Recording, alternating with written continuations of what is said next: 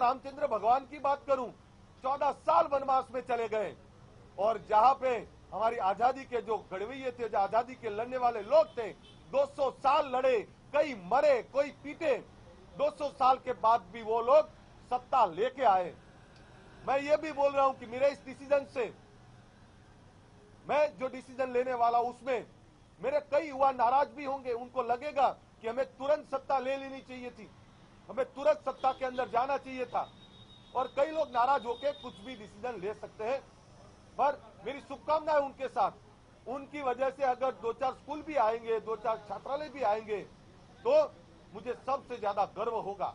और उसके अंदर मेरे सेना के लोग हो या मेरे समाज के लोग हो, अगर सरकार से कुछ ले आते हैं तो मैं गर्व होगा मुझे।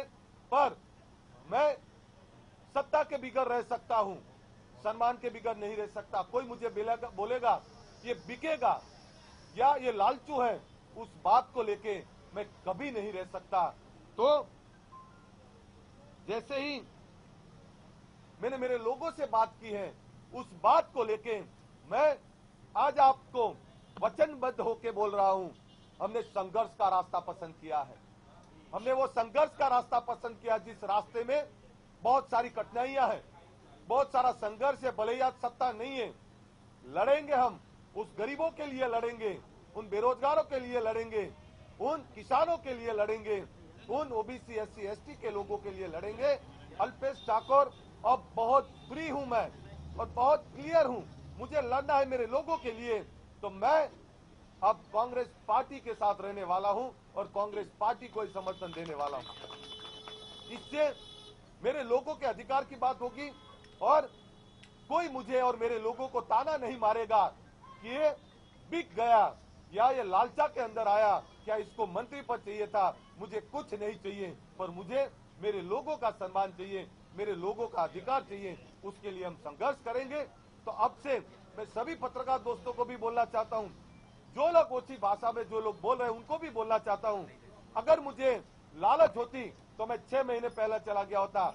मेरी बीवी कभी राजनीति में नहीं आने वाली, मेरी बीवी ना कभी लड़ने वाली, और उसने सोचा भी नहीं। और कहीं पे भी आपके पास ऐसे इनपुट हो कि मैंने मेरे बीवी की बात की, मेरे परिवार की बात की, मैं परिवार की बात नहीं करने वाला हूं, मैं गुजरात की बात करने वाला हूं, मैं देश की बात करने वाला हूं, मैं ईमानदार लोगों की बात करने वाला हूं, इस यहाँ पे खड़े हुए मेरे युवाओं की बात करने वाला हूं, मेरे गुजरात के गांव के लोगों की बात करने वाला हूं।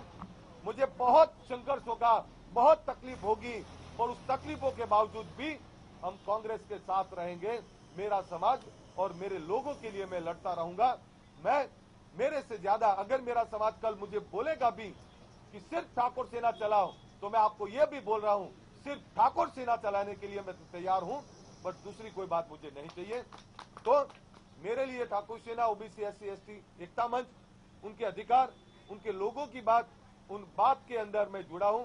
आप सभी पत्रकार दोस्तों ने मुझे बहुत सारा सम्मान दिया है, बहुत सारा प्यार दिया है, पर अब मैं आप सभी से बोलना चाहता हूं कि आपके हर सवालों का जवाब मैंने